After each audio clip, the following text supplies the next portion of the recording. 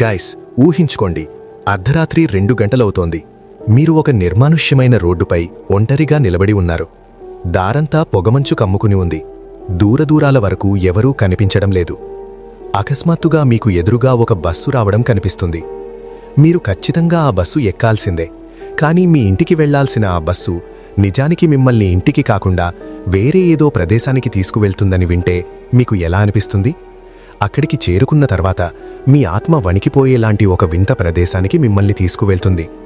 ఎందుకంటే అక్కడికి చేరుకున్న తర్వాత మీరు కలలో కూడా ఊహించలేని సంఘటనలు జరుగుతాయి. ఇవన్నీ మీరు కేవలం ఊహించుకుని ఉంటారు కదా. కానీ చైనాలోని ఒక ప్రయాణికుడు ఈ విషయాన్ని నిజంగానే తన కళ్ళెదుట చూశాడు, అనుభవించాడు. గైస్, కొన్నిసార్లు మన జీవితంలో జరిగే సంఘటనల వల్ల మన ఆలోచనల మీద మనం చాలా నమ్మకం ఉంచాల్సి వస్తుంది. చాలా జాగ్రత్తగా ఉండాల్సి వస్తుంది. ఎందుకంటే కొన్నిసార్లు మీరు తీసుకునే కొన్ని నిర్ణయాలు మీ జీవితాన్ని తీవ్ర ప్రమాదంలో పడేయవచ్చు. నేను ఇదంతా ఎందుకు చెబుతున్నానో ఈ వీడియో చివరికి మీకు తెలుస్తుంది. మరియు ఇది చాలా ముఖ్యం. ఎందుకంటే ఈ రోజు నేను చెప్పబోయే కథ చాలా భయంకరమైనది. మీరు ఈ కథ వింటున్నప్పుడు ఆ సమయంలో ఆ పరిస్థితిలో నేనక్కడ ఉంటే ఏం చేసేవాడిని అని మీకు అనిపిస్తుంది. నేను కూడా ఆ సమయంలో అక్కడ ఉంటే భయంతో స్తంభించిపోయేవాడిని. ఎందుకంటే ఈ కథ అంత భయంకరంగా ఉంటుంది. ఇది ఒక బస్ మరియు అందులోని ప్రయాణికుల కథ. ఒక విషయం నేను ముందే చెబుతున్నాను, ఆ బస్సులో ప్రయాణించడం అంటే చావును కౌగిలించుకోవడమే. నిజానికి ఈ కథలో ఒక మిస్టరీ దాగి ఉంది. దాన్ని ప్రపంచవ్యాప్తంగా ఇప్పటివరకు ఎవరూ ఛేదించలేకపోయారు. ఇది అతిపెద్ద మిస్టీరియస్ హారర్ స్టోరీ. ఈ వీడియో మొదలుపెట్టే ముందు ఈ ఛానల్ని సబ్స్క్రైబ్ చేయండి. చైనాలోని రూట్ నంబర్ 375. ఇప్పుడు కథ మొదలవుతుంది. నేను చెప్పినట్లుగా ఇది చైనాలో జరిగిన కథ. చైనాలో 375 నంబర్ గల ఒక బస్సు రూట్ ఉంది. ఇది యువాన్మింగ్ యువాన్ నుండి ఫ్రాగ్రెంట్ హిల్స్ వరకు ప్రయాణిస్తోంది. ఈ రెండు ప్రాంతాల మధ్య పెద్దగా దూరం లేదు, కేవలం 16 కిలోమీటర్లు మాత్రమే. ఇది సాధారణ బస్సు లాంటిదే, జనాలను వారి ఇళ్లకు చేరుస్తుంది. కానీ ఈ బస్సు ముఖ్యంగా లేట్ నైట్ డ్యూటీలు చేసేవారి కోసం నడుస్తుంది. అలాగే నవంబర్ 19, 1995 అర్ధరాత్రి ఈ బస్సు తన సాధారణ రూట్లో వెళ్తోంది. ఒకచోట కొంతమంది ప్రయాణికులు నిలబడి ఉండటం చూసి బస్సు ఆగింది. ఆ ప్రదేశం పేరు సమ్మర్ ప్యాలెస్. అక్కడ 4 వ్యక్తులు నిలబడి ఉన్నారు. ఒక జంట, ఒక ముసలావిడ మరియు ఒక 20-22 ఏళ్ల యువకుడు ఉన్నారు. వారంతా బస్సు ఎక్కారు. వారు బస్సు ఎక్కేటప్పుడు అందులో కేవలం 2 మాత్రమే ఉన్నారు. ఒకరు డ్రైవర్, మరొకరు లేడీ కండక్టర్. ఆ జంట డ్రైవర్ వెనుక సీట్లో కూర్చున్నారు. ముసలావిడ, ఆ యువకుడు ఒకరికొకరు ఎదురెదురుగా ఉన్న సీట్లలో కూర్చున్నారు. అప్పటికి రాత్రి 2 దాటింది. ఆ బస్సుకు అదే చివరి ట్రిప్. అంటే ఆ ట్రిప్ పూర్తయ్యాక బస్సు నేరుగా డిపోకి వెళ్లి పార్క్ అవుతుందన్నమాట.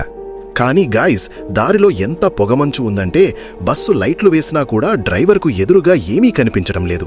విజిబిలిటీ పూర్తిగా జీరో. యాక్సిడెంట్ అయ్యే అవకాశాలు చాలా ఎక్కువగా ఉన్నాయి. అందుకే డ్రైవర్ ఆ ప్రయాణికులందర్నీ ఒక సలహా అడిగాడు. మనం ఇదే దారిలో వెళ్లాలా లేక వేరే దారిలో వెళ్లాలా అని. కండక్టర్, ఆ ముసలావిడ మరియు యువకుడు ముగ్గురు వేరే దారిలో వెళ్లడమే మంచిదని అంగీకరించారు. ఎందుకంటే ఆ మంచులో ఏదైనా జరగవచ్చు. దారి మధ్యలో 3 వ్యక్తులు బస్సు ఎక్కారు అనే విషయం ఆధారంగా కథ కొనసాగుతుంది. బస్సు ఎక్కినప్పటి నుంచి ఆ ముసలావిడ చాలా షాక్లో, అసౌకర్యంగా ఉంది. ఆమె కండక్టర్ దగ్గరకు వెళ్లి, నాకు వీళ్ల 3 విషయంగా ఏదో తేడాగా అనిపిస్తోంది, ఏదో కీడు శంకిస్తోంది, వీళ్లలో ఏదో తప్పు ఉంది అని చెప్పింది. అప్పుడు ఆ కండక్టర్ ఆమె మాటలు విని, నాకు కూడా అలాగే అనిపిస్తోంది, కానీ ఇక్కడికి దగ్గరలోనే ఒక థియేటర్ ఉంది, బహుశా వీళ్ళు డ్రామా కంపెనీ వాళ్ళు అయ్యుంటారు, అక్కడి నుంచే వస్తున్నారేమో అని అంది. ఆ ముసలావిడకు అనుమానం తగ్గలేదు. ఒకవేళ మధ్యలో ఉన్నవాడు పీకల దాకా తాగేసి ఉంటే వాడి జుట్టు మొత్తం వాడి ముఖాన్ని ఎందుకు కప్పేసి ఉంది? ఇలాంటి ప్రశ్నలన్నీ ఆమె బుర్రలో తిరుగుతూనే ఉన్నాయి. బస్సులో మళ్లీ మునుపటిలాంటి నిశ్శబ్ద వాతావరణమే నెలకొంది. కాని ఆ ప్రశ్నలు ఆ ముసలావిడ బుర్రలో పదే పదే తిరుగుతూనే ఉన్నాయి. ఆమె ఆ విషయాలను వదిలేయలేకపోయింది. తన ఓరకంట ఆ 3 వైపే పదే పదే చూస్తోంది. బస్సులో ఊహించని మలుపు. మరియు గైస్, ఒక మాట చెబుతాను, ఇప్పుడు ప్రయాణించడానికి ఎక్కువ దూరం మిగిలిలేదు. వారు దారి మళ్లినప్పటికీ మళ్లీ బస్సు తన అసలు రూట్లోకి వచ్చేసింది. అప్పటికే రాత్రి చాలా పొద్దుపోయింది. బస్సులో ఎలాంటి శబ్దాలు లేవు. Pin drop silence. డ్రైవర్కు బాగా నిద్ర ముంచుకొస్తోంది. కళ్ళు మూసుకుపోతున్నాయి. అకస్మాత్తుగా కొంచెం మెలకువ వచ్చి చూసేసరికి బస్సు ముందు నుండి ఒక నల్ల పిల్లి దాటి వెళ్లడం కనిపించింది. అతని కళ్ళు బైర్లు కమ్మాయి. వెంటనే సడన్గా బ్రేక్ వేశాడు. ఆ కుదుపుకి ఆ ముసలావిడ వెళ్లి ఆ అబ్బాయి మీద పడింది. ఆ అబ్బాయి మీరు బాగానే ఉన్నారా అని అడిగాడు. ఆ ముసలావిడ ముఖం చిట్లించుకుని ఏమీ మాట్లాడకుండా సైలెంట్గా వెళ్ళి తన సీట్లో కూర్చుంది. కొద్దిసేపటి తర్వాత ఆ ముసలావిడ మళ్లీ లేచి నిలబడి తన పర్సు కనిపించడం లేదని, ఎవరో కొట్టేశారని అరవడం మొదలుపెట్టింది. డ్రైవర్ బ్రేక్ వేసినప్పుడు తన ముందు కూర్చున్న ఈ అబ్బాయే తన పర్సు దొంగిలించాడని ఆమె ఆరోపించింది. ఇదంతా విని ఆ కుర్రాడు షాక్ అయ్యాడు. లేదు, నేనేమీ దొంగిలించలేదు, కావాలంటే నన్ను చెక్ చేసుకోండి అని చెప్పాడు. కాని ఆ ముసలావిడ అతని మాటలేమీ వినలేదు. ఆ ముసలావిడ అతన్ని లాగి చెంపమీద కొట్టింది. తనకెందుకిలా జరుగుతోందని ఆ అబ్బాయికేమీ అర్థం కాలేదు. ఈ డ్రామా అంతా చూసిన కండక్టర్, డ్రైవర్ జోక్యం చేసుకుని, మీరిక్కడ గొడవపడకండి, ఇద్దరూ బస్సు దిగిపోండి, దగ్గర్లోనే పోలీస్ స్టేషన్ ఉంది, అక్కడికెళ్ళి మీ సమస్య తేల్చుకోండి అని చెప్పారు. ఇదంతా జరుగుతున్న సమయంలో తన ముఖం నిండా జుట్టు కప్పుకుని ఉన్న ఆ వ్యక్తి నవ్వుతున్న శబ్దం ఆ ముసలావిడకు వినిపించింది. వెంటనే ఆ ముసలావిడ, ఆ యువకుడు ఇద్దరూ బస్సు దిగేశారు. దిగిన తర్వాత ఆ కుర్రాడు చాలా కోపంగా ఉన్నాడు. అప్పుడు ఆవిడ, నిజం చెప్పాలంటే ఈ నాటకమంతా ఆడి నేను నీ ప్రాణాలు కాపాడాను అని అంది. అతన్ని మరింత కన్ఫ్యూజ్ చేయకుండా ఆమె అసలు విషయం చెప్పింది. ముసలావిడ చెప్పిన భయంకరమైన నిజం. ఆ ముసలావిడ కుర్రాడితో ఇలా చెప్పింది. ఆ ముగ్గురు వ్యక్తులు బస్ ఎక్కినప్పుడే నేను గమనించాను. వాళ్లలో ఏదో తేడా ఉంది. వాతావరణం మారిపోయింది. వాళ్ల చుట్టూ ఏదో నెగటివ్ ఎనర్జీ ఉంది. ఇదంతా గమనించిన నేను వాళ్ల మీదే కన్నేసి ఉంచాను. ఓరకంట వాళ్లనే చూస్తూ ఉన్నాను. ఏదో ఒక నిజం బయటపడుతుందని నాకనిపించింది. కొద్దిసేపటికి గాలి వీచినప్పుడు మధ్యలో ఉన్నవాడి ముఖం మీద ఉన్న జుట్టు పక్కకు తొలగింది. అప్పుడు చూశాను, వాడికసలు ముఖమే లేదు. వాడు ముఖం లేని దయ్యం. ముఖం లేదంటే అది ఖచ్చితంగా ఏదో పారానార్మల్ శక్తి అయ్యుంటుంది. నేను వాళ్ల కాళ్లవైపు చూసినప్పుడు ఇంకో విషయం గమనించాను. ఆ ముగ్గురిలో ఏ ఒక్కరికీ కాళ్ళు లేవు. మనం వాళ్లకు బలి కాకముందే ఇక్కడ్నుంచి త్వరగా బయటపడాలనే ఉద్దేశ్యంతోనే నేనీ నాటకమంతా ఆడాను. వాళ్లకు చిక్కడమంటే చావుని కొని తెచ్చుకోవడమే. ఈ మాటలన్నీ విన్న ఆ కుర్రాడు చాలా ఎమోషనల్ అయ్యాడు. ఆమెను హత్తుకున్నాడు. అప్పుడా కుర్రాడు ఆవిడకొక సలహా ఇచ్చాడు. మన ప్రాణాలెలాగోలా బయటపడ్డాయి, కానీ ఆ డ్రైవరు, కండక్టర్ ప్రాణాలకు ముప్పుంది. మనం వెంటనే వెళ్లి పోలీసులకు ఫిర్యాదు చేద్దాం, వాళ్ల ప్రాణాలు కాపాడవచ్చేమో అని అన్నాడు. మీకు తెలుసు కదా, ఇలాంటి దెయ్యాల కథలు, మిస్టరీల గురించి చెబితే పోలీసులు పెద్దగా పట్టించుకోరు. వీళ్లు వెళ్లి పోలీసులకు ఈ విషయమంతా చెప్పారు. కానీ వాళ్లు ఊహించినట్లే పోలీసులు వీళ్ల మాటల్ని అస్సలు నమ్మలేదు, పట్టించుకోలేదు. ఇదంతా చూసి ఇక ఆ ఇద్దరి ప్రాణాలు కాపాడటం కష్టమే, కానీ కనీసం మన ప్రాణాలైనా దక్కాయి అని సరిపెట్టుకుని ఆ ముసలావిడ, కుర్రాడు అక్కడ్నుంచి వెళ్ళిపోయారు. అంతుచిక్కని మిస్టరీ. కానీ గైస్, ఈ హారర్ స్టోరీ ఇక్కడితో అయిపోయిందని మీరు అనుకుంటూ ఉండొచ్చు. లేదు, అసలు మిస్టరీ, అసలు భయం ఇప్పుడే మొదలైంది. నవంబర్ 14న తన గమ్యస్థానానికి బయలుదేరిన ఆ బస్సు మళ్లీ ఎప్పటికీ తన గమ్యానికి చేరుకోలేదు.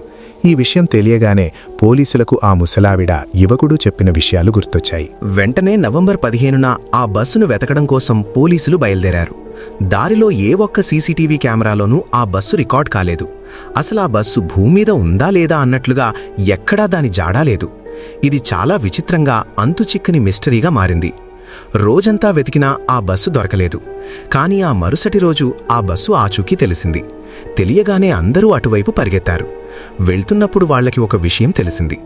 ఆ బస్సు ఫ్రాగ్రెంట్ హిల్స్ చుట్టుపక్కల లేదు. అక్కడి నుంచి 100 కిలోమీటర్ల దూరంలో ఉన్న ఒక నదిలో మునిగిపోయి దొరికింది. అందరూ అక్కడికి చేరుకున్నారు. పోలీస్ ఫోర్స్ అంతా కలిసి ఆ బస్సును బయటకు తీశారు. బస్సును బయటకు తీశాక అందులో కనిపించిన దృశ్యం చూసి అందరూ షాక్ అయ్యారు. నేను స్వయంగా విన్నప్పుడు నా రోమాలు కూడా నిక్కబొడుచుకున్నాయి. బస్సులో 3 శవాలు దొరికాయి. ఒకటి డ్రైవర్ది, రెండోది కండక్టర్ది, మూడోది ఆ పాతకాలపు బట్టలు వేసుకుని 2 వ్యక్తుల మధ్య కూర్చున్న ఆ వ్యక్తిది. అందరికంటే షాకింగ్ విషయం ఏమిటో తెలుసా? వాళ్లు చనిపోయి కేవలం 2 రోజులే అయ్యింది. కానీ వాళ్ల శవాలు పూర్తిగా కుళ్ళిపోయి డీకంపోజ్ అయిపోయాయి. నీళ్లలో ఉండి కేవలం 2 రోజుల్లోనే అంత ఘోరంగా కుళ్ళిపోవడం ఎలా సాధ్యం? ఎక్కడా ఆగకుండా ఫ్రాగ్రెంట్ హిల్స్ నుండి 100 కిలోమీటర్ల దూరంలో ఉన్న ఈ నదిలోకి ఆ బస్సు ఎలా వచ్చింది? దానికి ఆస్కారం ఎక్కడుంది? పోలీసులు ఆ బస్సు పెట్రోల్ ట్యాంకు తెరిచి చూశారు. అందులో ఒక్క చుక్క పెట్రోల్ కూడా లేదు. కానీ అందులో ఒక విషయం మాత్రముంది. అది రక్తం. తేలని ప్రశ్నలు. మరియు గాయ్స్, ఇప్పటికీ ఈ ప్రపంచంలో ఈ ప్రశ్నల్లో దేనికి ఎవరికీ సమాధానం దొరకలేదు. కేవలం 2 రోజుల క్రితం చనిపోయిన శవాలు అది నీటిలో ఉండి అంత దారుణంగా ఎలా కుళ్ళిపోతాయి? అది ఎలా సాధ్యం? కేవలం ఫ్రాగ్రెంట్ హిల్స్ వరకు వెళ్లడానికి మాత్రమే సరిపడా పెట్రోల్ ఉన్న బస్సు అక్కడి నుంచి 100 కిలోమీటర్ల దూరంలో ఉన్న నదిలో ఎలా తేలింది? ఇది ఎలా సాధ్యం? బస్సు ఆ ముసలావిడని యువకుడిని దించిన చోట వరకు మాత్రమే సీసీటీవీ ఫుటేజ్ లభ్యమైంది. ప్రతి దారిలోనూ సీసీటీవీలు ఉన్నప్పటికీ ఆ తర్వాత ఆ బస్సు ఒక్క కెమెరాలో కూడా ఎందుకు రికార్డ్ కాలేదు? గైస్, ఇక్కడ అతిపెద్ద ప్రశ్న ఏమిటంటే ఆ వ్యక్తిని పట్టుకున్న ఆ చుట్టుపక్కల వాళ్ళు ఎవరు? వాళ్లేమైనా దెయ్యాలా లేక ప్రేతాత్మలా? వాళ్లే ఆ వ్యక్తిని చంపి తర్వాత డ్రైవర్, కండక్టర్ను కూడా చంపేశారా? వాళ్ళెవరు? ఇప్పటి వరకు ఈ ప్రశ్నలకు ఎవరికీ సమాధానం దొరకలేదు. అదంత పెద్ద మిస్టరీ. మరియు గైస్, నాకు బాగా భయం వేసిన విషయం ఏమిటంటే ఆ ముగ్గురు ఎదురైన రూట్నే ఆ డ్రైవర్ ఎందుకెంచుకున్నాడు? ఎందుకు? ఈ విషయం అతనికి ముందే తెలుసా? చూడండి, సింపుల్గా చెప్పాలంటే ఇది ఎక్కడా నిరూపించబడలేదు.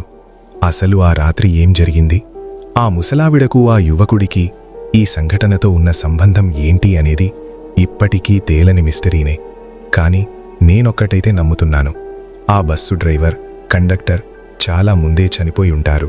అయినా గైస్, దీని వెనుక ఉన్న అసలు నిజం ఏమిటో ఇప్పటికీ ఎవరికీ తెలియదు. నేనేమనుకుంటున్నానంటే ఈనాటికి ఆ బస్సు ప్రతి రాత్రి ఫ్రాగ్రెంట్ హిల్స్ రూట్లో బయలుదేరుతూనే ఉంటుంది. ఇప్పటికీ అది అమాయకులను బలి తీసుకుంటూనే ఉంటుంది. ఆ అర్ధరాత్రి పూట అదే దారిలో తిరుగుతూనే ఉంటుంది. సో గైస్, ఈ వీడియో ముగించే ముందు నేను మీకొక విషయం చెప్పాలనుకుంటున్నాను. మీరు అర్ధరాత్రి ఎక్కడికైనా బయటికి వెళ్తున్నట్లయితే మీతో ఎవరైనా తోడున్నా లేకపోయినా ఒక విషయం గుర్తుంచుకోండి. మీకు తెలిసిన దారిలోనే ప్రయాణించమని మీ క్యాబ్ డ్రైవర్కి ఖచ్చితంగా చెప్పండి. కొన్నిసార్లు మీ క్యాబ్ డ్రైవర్ మిమ్మల్ని ఎవరికీ తెలియని నిర్మానుష్యమైన దారిలో తీసుకువెళ్తూ ఉండొచ్చు.